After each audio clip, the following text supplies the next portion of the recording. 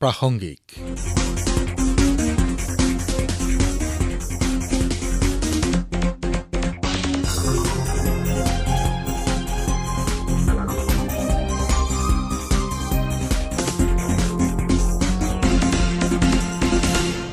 নমস্কাৰ শ্ৰোতাসকল, আজিৰ প্ৰাসংগিকলৈ আপোনালোকক স্বাগতম। আজিৰ অনুষ্ঠানত শুনক বাক্সা জিলাৰ আয়ুক্ত কৃষ্ণা বৰুৱাৰ সৈতে হোৱা সাক্ষাৎ গ্ৰহণ কৰিছে আমাৰ বাক্সাৰ সংবাদদাতা দামোদৰ তালুকদাৰে। বাইদেউ, আপোনাক আমাৰ প্ৰাসংগিক অনুষ্ঠানত স্বাগতম জনাইছো। অসম চৰকাৰে গ্ৰহণ কৰা অমৃত বৃক্ষ আন্দোলন বাক্সা জিলাত কেনেধৰণৰ কাৰ্যসূচী ৰূপায়ণ কৰা হৈছে বাইদেউ? আমাৰ অমৃত বৃক্ষ আন্দোলন যি আমাৰ অসম চৰকাৰে, আমাৰ মাননীয় মুখ্যমন্ত্ৰী যি এটা সপোন যে অসমত আমাৰ গছ গছনি হলে আমাৰ যিটো গ্ল'বেল ৱাৰ্মিং সেইটো আমাৰ নহয়, আমাৰ গোটেই পৰিৱেশ ভাল হৈ থাকিব, আমাৰ অক্সিজেনটো ভাল হৈ থাকিব, গোটেই আমাৰ যিটো এনভাইৰনমেণ্টেল চেঞ্জ এটা যিটো আহিছে গোটেই পৃথিৱীত সেইটো যাতে নহয়, সেইটো সপোন আগত লৈ সেউজীয়া অসম এখন গঢ়াৰ কাৰণে তেখেতে অমৃত বৃক্ষ আন্দোলনটো এই ফ্লেগশ্বিপ প্ৰগ্ৰেম তেখেতে হাতত লৈছে। যোৱা বছৰো আমি ৰুইছিলো গছ, কিন্তু এইবাৰ আমি বস্তুটো বৰ বেছি ধুনীয়াকৈ এইবাৰ এটা প্লান্ড ৱেট হৈছে। আমাৰ টোটেল টাৰ্গেট বাক্সা জিলাৰ আছিলে 7,110,000 আমি গছ ৰুব লাগে। আৰু আমাৰ নিজৰে এইবাৰ ফৰেষ্টৰ ডিপাৰ্টমেণ্টৰ আমাৰ নাৰ্চাৰীতে আমাৰ এইখিনি আমি চেপলিংছ পাইছিলো, পুলি পাইছিলো। আৰু আমাৰ এতিয়ালৈকে আমি 6,72,789 জোপা আমি গছ পুলি এতিয়ালৈকে ৰুলো। আৰু যিখিনি বাকী আছে আমাৰ 25 আগষ্টলৈকে আমাৰ ডেট আছে, আমি এইখিনিও শেষ কৰি পেলাম আমি। আৰু আমি পোনপ্ৰথমতে আৰম্ভ কৰিছিলো এটা মেগা প্ৰগ্ৰেম লৈ। আমি গভৰ্ণমেণ্ট মডেল কলেজ আছে আমাৰ আদলবাৰীত, তাতে আমি যিটো আমাৰ গুৱাহাটী ইউনিভাৰ্চিটিত এটা কৃষ্ণচূড়াৰ এখন মেলা যেন লাগে, ঠিক তেনেকৈ আমি কৃষ্ণচূড়াৰ মেলা এখন আমাৰ এই গভৰ্ণমেণ্ট মডেল কলেজত আমি আৰম্ভ কৰিবলৈ লৈছো। আৰু সেইদিনাখন আমি 100 জোপা কৃষ্ণচূড়া গছৰ পুলি আমি একেলগে ৰুইছিলো। আৰু আমাৰ মাননীয় মন্ত্ৰী মহোদয়, আমাৰ চাপাগুৰি সমষ্টিৰ, আমাৰ বাক্সা সমষ্টিৰ মাননীয় বিধায়ক শ্ৰীযুত UG ব্ৰহ্মচাৰ আহিছিল আৰু তেখেতৰ হাতেৰে আমি গছ পুলি ৰুৱাইছিলো। আমাৰ কাতিৰাম বড়ো ডাঙৰীয়া আমাৰ স্পীকাৰ হয় BTRৰ, তেখেতো আহিছিল। মন্টু বড়ো ডাঙৰীয়া আহিছিল, আমাৰ ৰাকেশ ব্ৰহ্ম ডাঙৰীয়া আহিছিল, BTC EN সকলোৰে হাতত। আৰু লগতে আমাৰ যিমান ডিপাৰ্টমেণ্টেল আমাৰ হেড আছে তেওঁলোক, আমাৰ কৰ্মচাৰীসকল, আমি সকলোৱে মিলি আমি 100 জোপা গছ আমি ৰুইছিলো গভৰ্ণমেণ্ট মডেল কলেজত। এদিনতে আমি ৰুইছিলো আৰু একে সময়তে আমি ৰুইছিলো। ত' মই ভাবো এটা দিনত এইখিনি গছ যেতিয়া বাঢ়িব, খুব ধুনীয়াকৈ এটা ৰঙাৰ পৰিৱেশ, ৰঙৰ মেলা এখন হ'ব মডেল কলেজত। আৰু এতিয়ালৈকে বাদ বাকী খিনিও আমাৰ হৈ আছে তেনেকৈ। আমাৰ ধৰক এতিয়া মই অলপ ষ্টেটিষ্টিক্স আপোনাক কৈছো যে আমাৰ যিহেতু বাক্সা জিলাখন প্ৰাইমেৰীলি আমাৰ এখন ৰুৰেল এৰিয়া, আমাৰ আৰবান আত্মসহায়ক গোট খুব কম আছে, তথাপিও 1910ডাল এতিয়ালৈকে তেওঁলোকে ৰুইছে। আৰু ঠিক তেনেকৈ ৰুৰেল এৰিয়াত আমাৰ আত্মসহায়ক গোটৰ মহিলাসকলে ইমানেই বেছি তেওঁলোক এনথুজিয়াষ্টিক, তেওঁলোকৰ টাৰ্গেট আছিল 6,14,712 জোপাৰ বুলিয়ে হৈ গ'লতে, কিন্তু তেওঁলোকে সেইটো অতিক্ৰম কৰিছে। 6,16,000, 2,000 বেছি ৰুইছে। আৰু এতিয়া তেওঁলোকে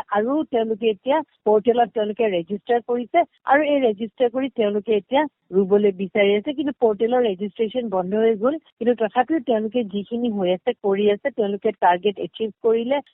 more than 100% এচিভ কৰিলে। LP আৰু ME স্কুলত আমাৰ টাৰ্গেট দিছিল 30,940, এতিয়ালৈকে 21,555 জোপা তেওঁলোকে অলৰেডি ৰুলে আৰু এইখিনিও তেওঁলোকে ৰুই আছে, কিন্তু সোনকালে হৈ যাব। এইখিনি আপলোডো কৰি আছে, এইখিনি অলৰেডি ইমেজেছ আপলোড কৰা হৈছে। আৰু হাই এণ্ড হায়াৰ ছেকেণ্ডেৰীত 9,000 আছিলে আমাৰ টাৰ্গেট, তাৰে 6,600 জোপাই তেওঁলোকে অলৰেডি ৰুই আপলোড কৰিলে। কিন্তু এতিয়া আমাৰ সেই নিযুত মইনা আঁচনি আহিছে কাৰণে অলপ দেৰি হৈছে, কিন্তু এইখিনিও টাৰ্গেট তেওঁলোকে এইকেইদিনৰ ভিতৰতে শেষ কৰিব। আৰু কলেজতো আমাৰ 500 আছিলে টাৰ্গেট, তাৰে আমাৰ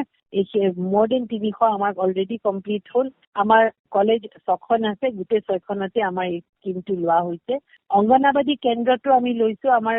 আৰ্বান এৰিয়াত আমাৰ বেছি নাই, আমাৰ 160 জোপা অকল আমাৰ অকল জাষ্ট মুছলপুৰ টাউন এৰিয়াটোহে অকল এতিয়া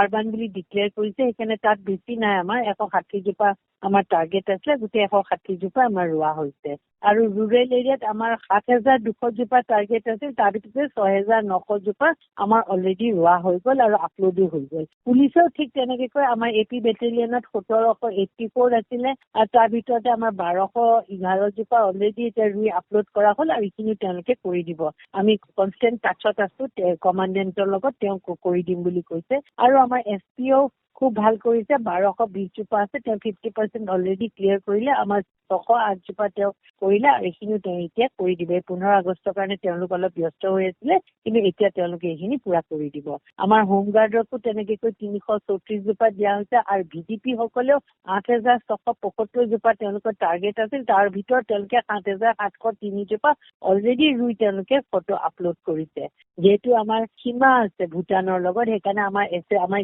ইণ্টাৰনেশ্যনেল সীমাটো আমাৰ SSBয়ে ৰক্ষণাবেক্ষণ কৰে SSBকো দিয়া হৈছে 1000 জোপা আৰু তেওঁলোকে এইদিনৰ ভিতৰতে কৰি আছে আৰু আমাক ফাইনেল ৰিপৰ্টটো আৰু দুদিনৰ ভিতৰত দিব আমাৰ দুখন টি গাৰ্ডেন আছে এখন হৈছে ফাতেমাবাদ টি ষ্টেট আৰু এখন হৈছে আমাৰ ডুমনি বাগান তাতে 4000 দিয়া হৈছে আৰু তেওঁলোকে অলৰেডি ৰোৱাৰ কাম কৰিছে 2240 জোপা ৰোৱা হ'ল আৰু SDRFকো আমি 100 দিছিলো তেওঁলোকে ৰুইছে আমাৰ ফাৰ্মাৰসকলক অকল অলপ আমি পিছ পৰি আছো ইয়াতে 16,000 তেওঁলোকৰ টাৰ্গেট আছে কিন্তু তাত আমি যিটো আমাৰ অগ্ৰগতি হ'ব লাগিছে সেই অগ্ৰগতিটো হোৱা নাই কাৰণ এতিয়া মানুহে খেতি চিজন হৈছে হৈছে অলপ মাটিৰো অসুবিধা হৈছে কিন্তু তেওঁলোকে তেওঁলোকৰ এইখিনি শেষ কৰি বুলি কৈছে ত' আল্টিমেটলি মই আশাবাদী যে 25 আগষ্টৰ ভিতৰত আমাৰ গোটেই টাৰ্গেট আমি এচিভ কৰিব পাৰিম বিদ্যালয়ৰ ছাত্ৰ ছাত্ৰীসকলক কেনেদৰে সাঙুৰি লোৱা হৈছে বাইদেউ এই কাৰ্যসূচী আমি প্ৰত্যেকখন বিদ্যালয়তে আমি তেওঁলোকক দিছো আমাৰ 30,940 জোপা গছ পুলি আমি তেওঁলোকক দিছো বিদ্যালয়সকলক আৰু আমি ল'ৰা ছোৱালীবোৰক ইণ্ডিভিজুৱেলি দিছো আৰু স্কুলতো আমি 25 জোপাকৈ আমি ৰুবলৈ এইবাৰো আমি আৰু এটা কাম লৈছো হাতত যেনেকে আমাৰ এইবাৰ 15 আগষ্টত আমাৰ মাৰ্চ পাষ্ট হৈছিলে মাৰ্চ পাষ্ট হওঁতে আমাৰ কণ ল'ৰা ছোৱালীবিলাকে মাৰ্চ পাষ্টত তেওঁলোকে অংশগ্ৰহণ কৰিছিলে আমি তেওঁলোককো এজোপা গছ পুলি আমি তেওঁলোকক মাৰ্চ পাষ্টত অংশগ্ৰহণ কৰা ল'ৰা ছোৱালীক আৰু লগতে আমাৰ যিখিনি পুলিচৰ মানুহ যিখিনি আৰ্ম ফৰ্চেছৰ মানুহ মাৰ্চ পাষ্টত অংশগ্ৰহণ কৰিছিল আমি তেওঁলোকক এজোপা গছ পুলি এটা পুলি দিছো যাতে তেওঁলোকে ঘৰত গৈ এইটো ৰুবগৈ পাৰে যাতে এটা গ্ৰীণ ৰিভলিউচন এটা আনিব পাৰে আৰু এটা আমি কাম কৰিছো যে আমি যদিও এই অংগনাবাদী কেন্দ্ৰ বা স্কুলত আমি ফেন্সিং আছে কিন্তু আমি তেওঁলোকক এটা গ্ৰীণ ফেন্সিং কৰিবলৈ আমি তেওঁলোকক অনুৰোধ জনাইছো সীমান্ত অঞ্চলবিলাকত বৃক্ষৰোপণৰ কিবা গুৰুত্ব দিয়া হৈছে গুৰুত্ব দিয়া হৈছে আমাৰ সীমান্ত আমাৰ ভূটানৰ লগত আপুনি জানি আমাৰ 83 কিলোমিটাৰ আমাৰ ভূটানৰ লগত ইণ্টাৰনেশ্যনেল বৰ্ডাৰ আছে আমি সেইকাৰণে SSBক আমি লগাইছো ইয়াত যে তেওঁলোকে ইণ্টাৰনেশ্যনেল বৰ্ডাৰটো যাতে গছ পুলি ৰুৱে যাতে আমাৰ ডিমাৰ্কেশ্যনটো যাতে আমাৰ গছ পুলিৰে আমি কৰিব পাৰো ইণ্টাৰনেশ্যনেল বৰ্ডাৰটো আমাৰ মানাহ ৰাষ্ট্ৰীয় উদ্যানৰ ইয়াত অংশগ্ৰহণ কৰিব দিয়া হৈছেনে আমি মানাহৰ ভিতৰত আমি গছ পুলি ৰোৱা নাই কাৰণ এইটো ফৰেষ্টৰ নিজৰ বস্তু হয় কিন্তু বাহিৰত কিন্তু গছ পুলি ৰোৱা ভিতৰত আমি কৰা নাই গোটেই কাৰ্যসূচীবোৰ সুন্দৰভাৱে বাক্সা জিলাত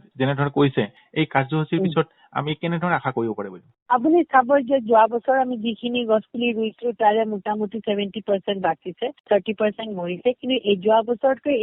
এই বছৰ বেছি বাচিব কিয় আমাৰ সময়টো ভাল হৈছে বৰষুণো আহি আছে সময়টো ভাল হৈছে এইবাৰতো আমি আশাবাদী যে 90% বা 95% গছ পুলি বাচিব আৰু এইবাৰ হৈছে আমাৰ গছ পুলি যিটো আমাৰ যোৱাবাৰ তেওঁলোকে ফৰেষ্টে যোৱাবাৰ বেলেগৰ পৰা ক্ৰয় কৰি আনিছিল কিন্তু এইবাৰ ফৰেষ্টৰ নিজৰ নাৰ্চাৰী গছ পুলি হয় এইবাৰ গছ পুলি স্বাস্থ্যটো বৰ ধুনীয়া আৰু এইবাৰ বেছিকৈ তেওঁলোকে ইকনমিকেলি ইম্পৰ্টেণ্ট প্লান্ট দিছে আৰু আমি এতিয়া ধৰক ল'ৰা ছোৱালীবিলাকক ইকনমিকেলি আমি ফ্ৰুট বিয়াৰিং ট্ৰিজ দিছো আমি তেওঁলোকক শাল গছ দিছো যাতে এইবিলাক পিছত গৈ তেওঁলোকে স্কুলতে হওক বা তেওঁলোকৰ কলেজতে হওক যদি তেওঁলোকে ৰয় আজি নহ'লেও 10 বছৰ পিছত তেওঁলোকৰ স্কুলৰ এইটো এটা ডাঙৰ এটা এছেট হৈ যাব সেই যিটো এছেটৰ কাৰণে তেওঁলোকে এটা স্কুলৰ বেলেগ গ্ৰাণ্টতকৈ মানে এনভাইৰনমেণ্টেল গ্ৰাণ্টেও তেওঁলোকে ল'ব পাৰিব পিছত এইটো আমাৰ কাৰ্যসূচী আমাৰ বাক্সা জিলাত খুব ধুনীয়াকৈ চলি আছে মানুহ খুব আগ্ৰহী আৰু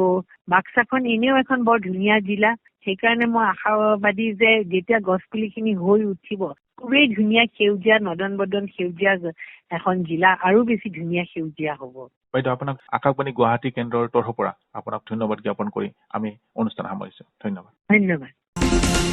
প্ৰাসংগিক শুনিলে আজিৰ অনুষ্ঠানত বাক্সা জিলাৰ আয়ুক্ত কৃষ্ণা বৰুৱাৰ সৈতে হোৱা সাক্ষাৎকাৰটি শুনিলে সাক্ষাৎ গ্ৰহণ কৰিলে আমাৰ বাক্সা জিলাৰ সংবাদদাতা দামোদৰ তালুকদাৰে অনুষ্ঠানটিৰ প্ৰযোজনা মানস প্ৰতিম শৰ্মাৰ সহযোগিতা আগবঢ়ালে অপূৰ্ব মালিয়ে পৰৱৰ্তী প্ৰাসংগিক শুনিবলৈ পাব অহা সপ্তাহৰ আজিৰ এই একেই সময়তে নমস্কাৰ